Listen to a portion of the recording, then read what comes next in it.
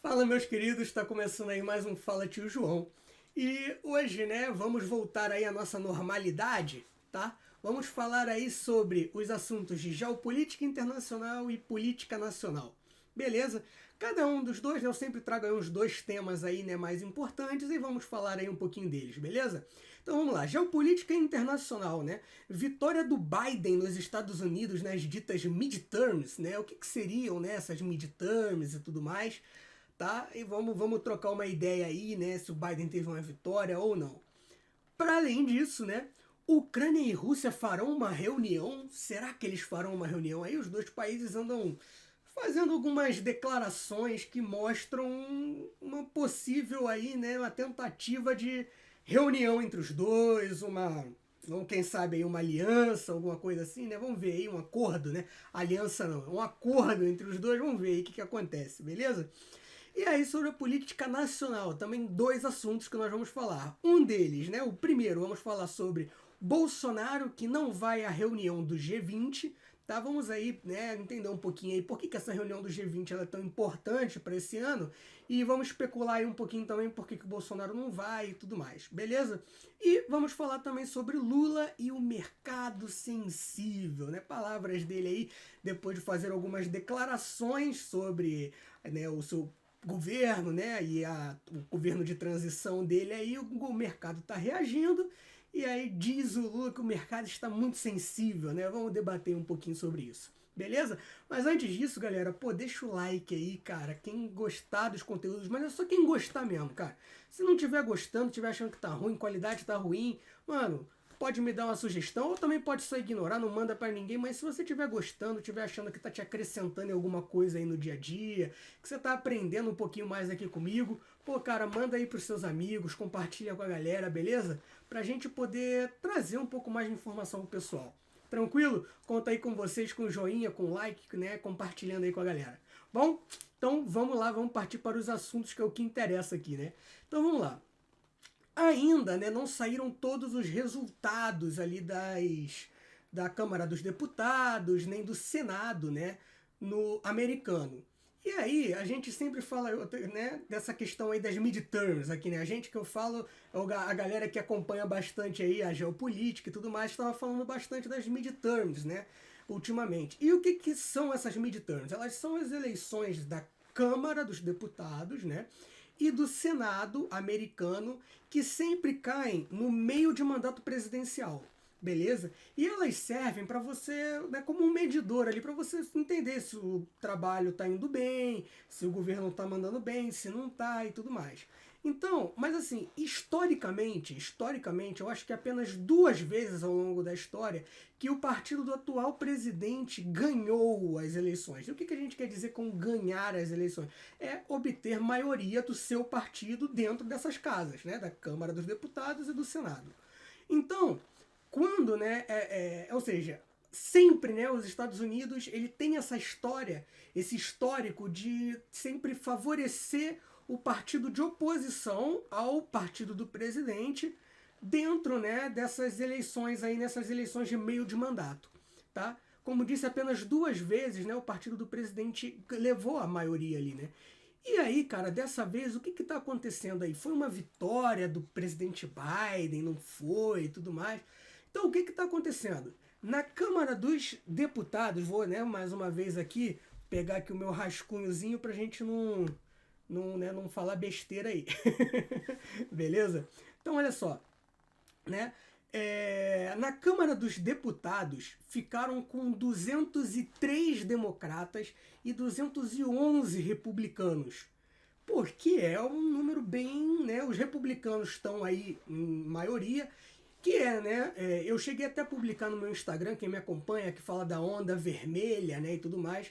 E o que acontece? Essa onda vermelha é que o vermelho representa o partido dos republicanos, que é geralmente representado por uma direita mais nacionalista ali, né? Americana, tá? E que eles, né, teriam, né? Havia essa especulação de que aconteceria uma onda vermelha dentro da Câmara dos Deputados e do Senado, e que não é bem o que está acontecendo, né? Então, assim, né, Na Câmara dos Deputados, 203 democratas, 211 republicanos até o momento, enquanto que no Senado são 48 democratas e 48 republicanos. Cara, que é um número bem, né, bem 50-50, né? Exatamente, assim, literalmente o número 50-50, tá? Então, assim, o que acontece? Se ficar ali nesse 50-50 mesmo, né, na Câmara dos Deputados, a presidente da Câmara dos Deputados, ela é democrata, que é do mesmo partido do Biden. Então o que significa?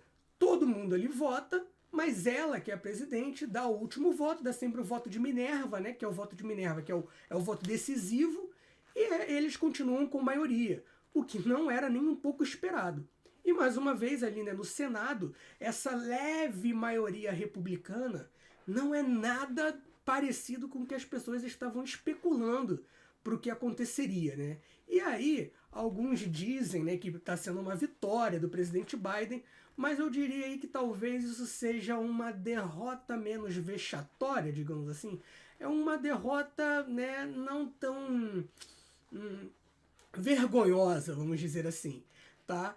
Por quê? Porque quem está representando hoje ali a cara dos republicanos, né, é o ex-presidente Trump, tá? E aí, né, muita gente, assim, não gosta do Biden, mas desgosta mais do Trump. Então acabou votando ali, né, optando pelos candidatos do Biden e tudo mais. Além disso, diversos candidatos que eram ditos, né, do Trump, né, perderam eleições e tudo mais. Então, assim, tá uma situação ali enfraquecedora para o ex-presidente Trump, e que mostrou uma certa força, ainda uma certa resistência do governo Biden ao Trump. Beleza? Enquanto isso, né, a gente vai falar aí, né, sobre a questão ali Rússia e Ucrânia, tá? A Rússia, cara, ela fez uma evacuação do seu exército da margem direita do rio Dnipro. Se eu não me engano é assim que fala, se a pronúncia estiver errada, peço perdão. Mas, né, e o que acontece? Que ela é a parte ocidental do território. E aí, o que acontece? Quando eles recuam ali e eles tomam, né, a Ucrânia toma de volta a cidade. Perdão, né, ainda tô meio gripado aqui, tá? Perdão. Ó, desculpem aí, dei uma pausa aqui, porque realmente a garganta ficou meio ruim, tá? Mas voltando aqui. Então, quando, né, as tropas russas, elas evacuam a margem leste do rio Dnipro e concedem, né, com que as tropas ucranianas retomem a capital de Kherson, tá? Do estado de Kherson, né? A capital do estado de Kherson, que é a cidade de Kherson, tá? Eles retomam ali a capital e, cara, saíram comemorando, colocaram, né, bandeira, tudo mais. A população ali do local, né, da região, comemorou bastante, tá? E o que acontece? É um ponto, né, cara, extremamente estratégico na questão de abastecimento, né, essa região. Então, que principalmente ligava bastante ali a Rússia à região da Crimeia, que foi dominada em 2012, se eu não me engano. Foi, se eu não me engano, em 2012 que a Rússia tomou ali, né, a região da Crimeia dos ucranianos, tá? E, assim, agora, né, o que acontece? Apesar disso demonstrar uma derrota da Rússia, tá, de frente a essa nova investida ucraniana em vários territórios diferentes ali da Ucrânia, o que acontece? Os russos, eles recuaram as tropas, tá? Ou seja, eles não foram derrotados em um combate. Então eles não estão ali, né, reagrupando, vamos dizer assim. E isso é uma coisa bastante estratégica, porque o rio ele representa uma barreira geográfica para os ucranianos avançarem nas tropas. Então, os russos eles podem botar ali nas margens, né, do rio, soldados mais inexperientes, tá, para protegerem a margem do rio, que é uma coisa muito mais fácil de se fazer, e pegar esses soldados mais experientes e enviar eles para outras frentes, as quais a Rússia está perdendo o combate também, né, com essa investida ucraniana. Então ela tem uma certa, como pode dizer assim, Pode ser que não tenha sido exatamente uma derrota, quem sabe? Né? Pelo menos é o que os russos estão dizendo. Os russos estão dizendo que eles deixaram os ucranianos pensarem que estão ganhando ainda, né? Então vamos ver aí, né, os próximos capítulos disso. Mas o assunto é sobre uma reunião. Pô, mas você está falando de uma reunião entre os países, uma possível aí, né, pausa nessa guerra, e tá falando do conflito? Cara, o mundo aí da geopolítica é o mundo da hipocrisia. Enquanto alguns estão lá se matando no tiro, outros estão ali querendo, né, demonstrando sinais de uma possível conversa entre os dois países. E o que aconteceu? Tanto a Rússia quanto a Ucrânia têm feito algumas declarações aí dizendo que estão abertos a uma possível conversa e tudo mais entre os países. E o que acontece? O Antony Blinken, que é um secretário americano, tá? Ele é o secretário ali dos Estados Unidos, ele se reuniu com o ministro das Relações Exteriores da Ucrânia, tá? E ele disse que não há chances de acordo de paz entre Rússia e Ucrânia sem que a Rússia queira isso, tá bom? E aí ele complementou, né, dizendo assim, ó, abre aspas, tá?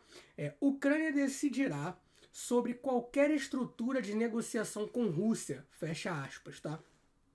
Ou seja, essa questão aí, né, entre eles, que eu até divulguei aqui para vocês um tempo atrás, sobre que o The Washington Post, né, disse que os Estados Unidos estariam pressionando o presidente da Ucrânia, né, o Zelensky ali, a fazer uma aliança, né, a ter um acordo ali com a Rússia, e o Zelensky negou isso, né? A gente não sabe exatamente, porque é sempre aquela questão de narrativa, mas, né, ficou essa questão aí entre os dois, e aí agora ele fez essas declarações mostrando, né, que a Ucrânia é quem está realmente liderando, né, essa questão aí de uma possível diplomacia, e vai ter a reunião do G20, tá? Agora ali na Indonésia, né? E essa reunião do G20, o que é a reunião do G20? É a reunião das 20 maiores economias do mundo, tá?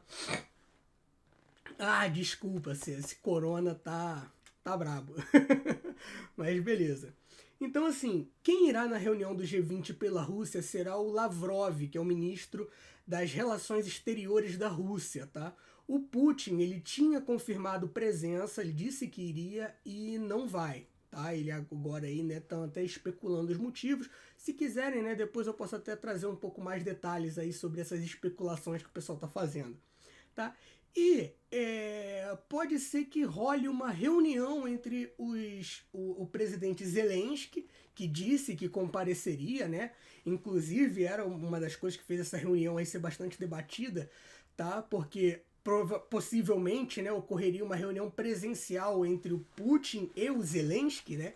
Mas já não vai acontecer, o Putin já cancelou aí a ida dele.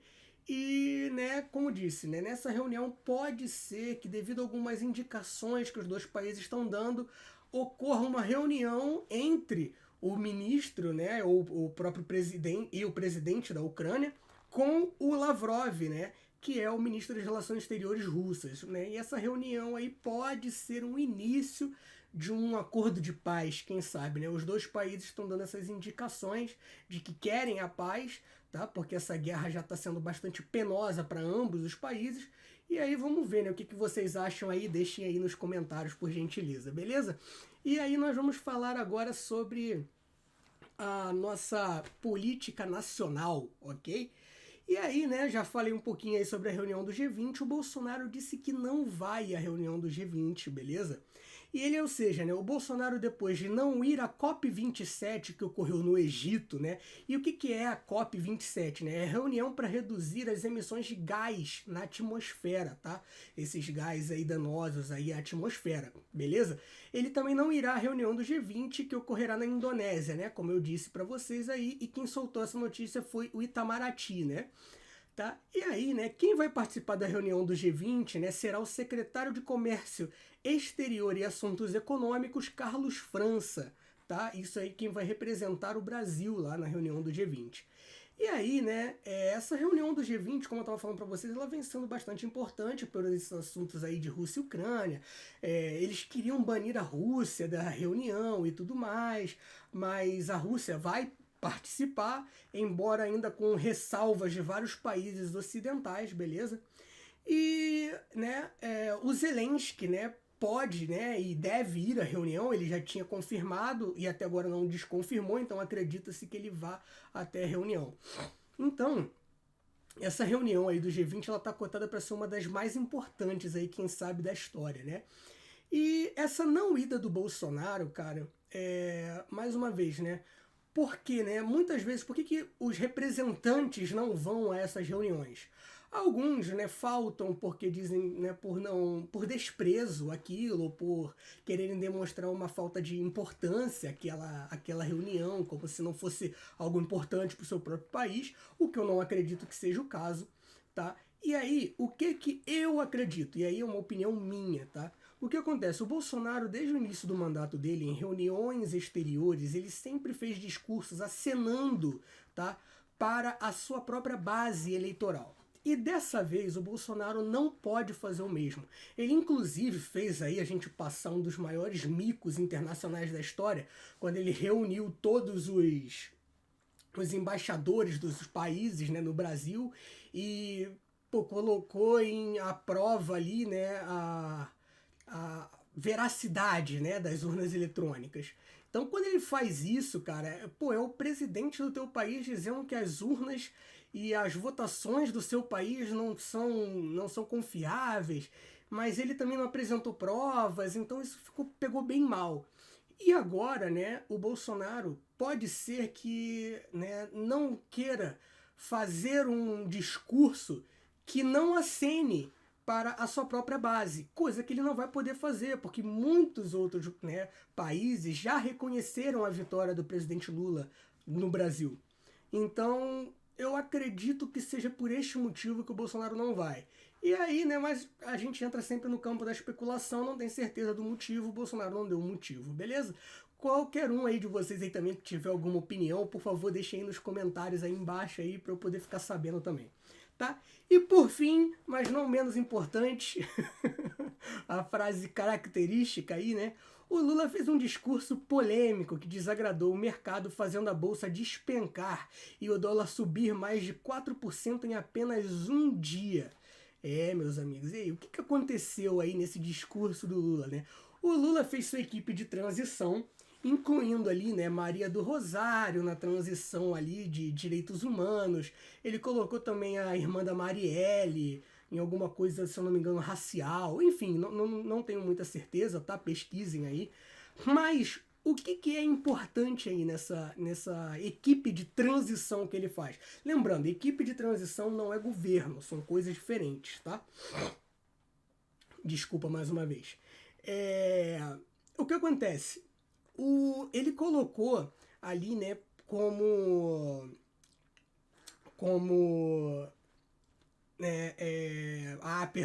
como um dos nomes, né, para transição ali, né, da pauta econômica, o Guido Mantega, cara. Guido Mantega, para vocês verem, é um negócio assim que até embola a cabeça, cara, porque é meio inacreditável, né, irmão? O Guido Mantega, quem é Guido Mantega? Ele já foi ministro do Lula no passado, tá? E ele foi preso, tá? Na Operação Lava Jato, na época da Operação Lava Jato. Ou seja, a gente tem aí, né, um ex-presidente, né, que foi preso também ali pela Operação Lava Jato, tá? E temos, né, que vai ser o presidente, né? E temos aí agora o ministro também, né, o antigo ministro, né, do Lula, na pauta econômica. E aí, meu irmão, o mercado reagiu péssimo. Porque o mercado trabalha com previsibilidade, tá? De investimento, do preço da moeda, do valor da moeda perante o dólar e tudo mais. Coisa que eles não têm, cara, né? Nenhuma aí com o Lula na presidência. Né? Com esses discursos, ao menos com esses discursos que o Lula tá fazendo. E aí, cara, assim, além disso, o mercado já reagiu mal a isso. E pegou pior ainda quando o Lula ele foi falar, né, sobre a questão aí da responsabilidade fiscal, né? O Lula ele falou, olha, precisa da superávit, né? Algumas pessoas aí estão dizendo, vamos fazer aquela imitação péssima aí, ó.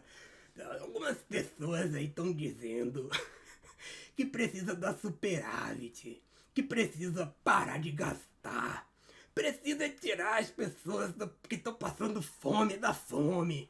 E tudo. Desculpa a péssima imitação. Mas, né, é isso aí, cara. O Lula falou que, né, você não tem que, não é que as pessoas estão falando aí sobre responsabilidade fiscal, né? Ô, gente, quem diria, né, que as pessoas falariam sobre você, né, gastar menos do que você recebe, né, do que você arrecada, para você dar superávit. O que é você dar superávit? É você conseguir guardar moeda, você dar lucro, né, de certa forma. Então, cara, o mercado claramente vai reagir mal a isso. Isso é óbvio, tá? Então, assim, o mercado reagiu pessimamente mal a essas declarações aí do Lula. Aí o Lula disse que o mercado é sensível demais. Algumas pessoas aí da esquerda já estavam dizendo: ah, e onde é que estava esse mercado quando o Bolsonaro fazia aquelas declarações dele? Estava no mesmo lugar, cara. Várias vezes a bolsa oscilou, caiu, perdeu valor e tudo mais, né? Principalmente ali naquela casa ali da Petrobras, beleza? Então, assim, eu fui imitar o Lula, embolei até a língua. Mas é isso, cara. Então, assim, vamos ficar de olho, tá? Vamos cobrar aí o governo para que ele coloque bons nomes como ministro. Lembrando, né, mais uma vez, essa equipe de transição não é o governo, tá? Então, a gente ainda não sabe quais vão ser os nomes para ele, né? Para serem realmente os ministros, né, do Lula ao longo do governo dele. Né? Foi aí cogitado o Meirelles, mas aí parece já que o Meirelles já não viu com bons olhos aí, fez até algumas declarações sobre o governo.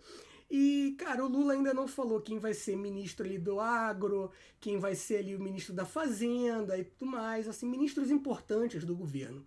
Então, vamos cobrar, vamos pedir aí para ele colocar bons nomes, né, que não estejam envolvidos em corrupção, que não estejam sendo julgados, que não foram condenados, né, principalmente, porque a gente precisa disso, cara. Muitas vezes, a previsibilidade, aquilo que você acredita que vai acontecer, é o que vai mover o mercado para que o mercado faça com que aquilo aconteça, entende? Se você faz uma previsibilidade ruim, o mercado prevê aquela vamos dizer assim, aquele déficit à frente, e isso acaba fazendo com que o déficit aconteça, entende? Então, essa previsibilidade é importante, vamos cobrar, vamos seguir, duvidem de tudo que eu tô falando e sempre, sempre, na dúvida, deem um Google, beleza? Fiquem com Deus, meus queridos.